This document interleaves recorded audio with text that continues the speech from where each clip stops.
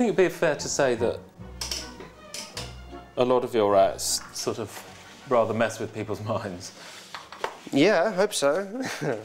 I think the stuff's most interesting when it, for me, if it touches on sort of people's sort of beliefs or slightly kind of uncomfortable areas. So where do you think your fascination for the minds, where does that come from?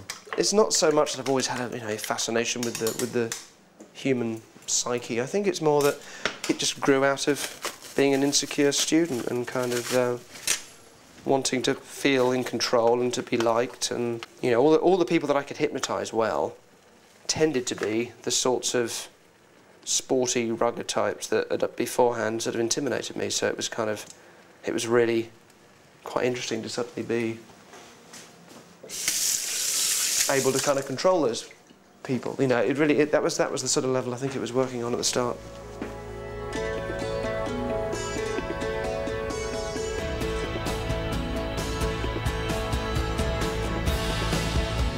It was probably the experiments with hypnosis that started everything for me, which is back in Bristol, really. It was a very formative part of my life.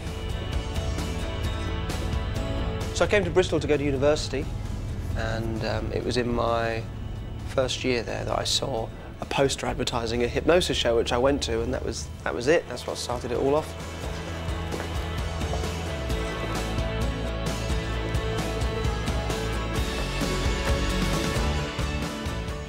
This is the quadrangle.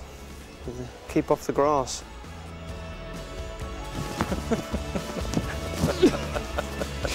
Good. At least I did that.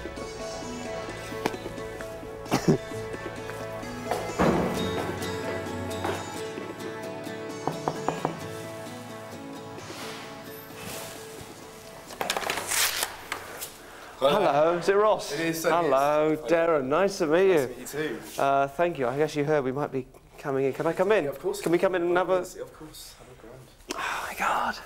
Is it strange coming back? Yeah. It's all coming back. This room was particularly important, wasn't it? Well, this is where I started hypnotising people and kind of my career started. They used to sit in that chair and people would come in like once a week. But when it very, very first began to work, yeah. What was that like?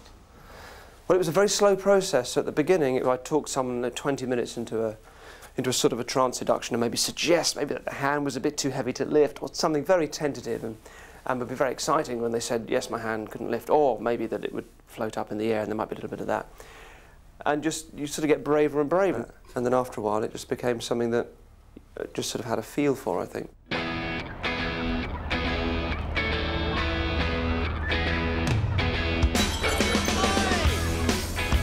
By the time I'd graduated, I started doing close-up magic, sleight of hand magic. I was only occasionally doing the hypnosis, and I was earning my living as a magician. So I've, over recent years, become friendly with Stephen Merchant, and found out that while I was learning those skills while I was in Bristol, they were also formative years for him. He was becoming a stand-up comedian.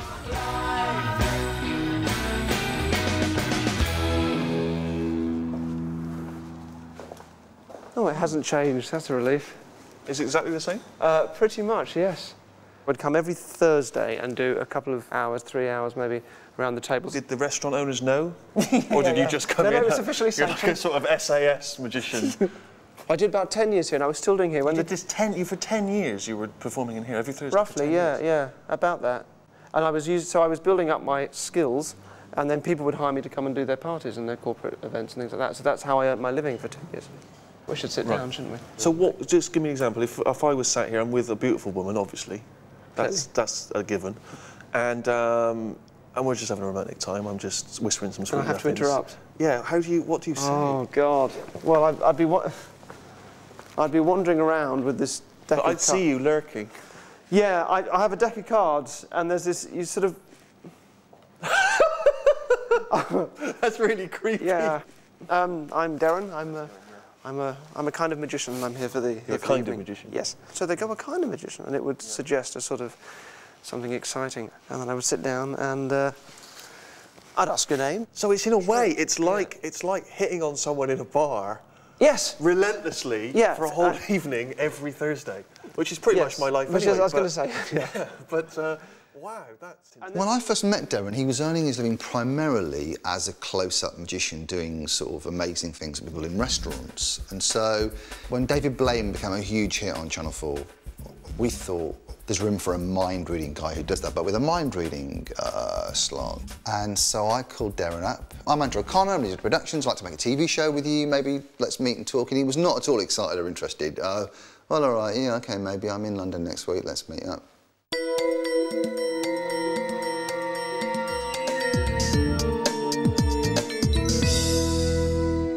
I'm going to ask you to think of one of 5 cards. One of these. Ready? 1. The very first trick he showed me 2. face to face, it's one of my favourite things that personifies what he does brilliantly. And he did that trick for Stephen Fry many years later on television. Marvellous, thank you so much. He spread a pack of cards on the table, face up, and said, just look at one of those cards and think of it. And in your mind, not out loud, obviously, just repeat that card to yourself over and over again. Just over and over again, like King of Diamonds, King of Diamonds, King of Diamonds. Shut up! Was that it? Fuck off! And I felt like the ground had opened up and swallowed me. There's a rather extreme reaction, but that is extreme. And I had no idea how he did it. A little more difficult than I thought. Do you know why? Why is that? Well, there is no King of Diamonds in there. No, there was. And he spread the deck again, and the card had vanished. King of Hearts. Oh, excuse me. Your card there, the King of Diamonds. Thank you, Stephen. I just want to burn him at a stake and watch his witch's heart bubble. It's extraordinary. Great trick.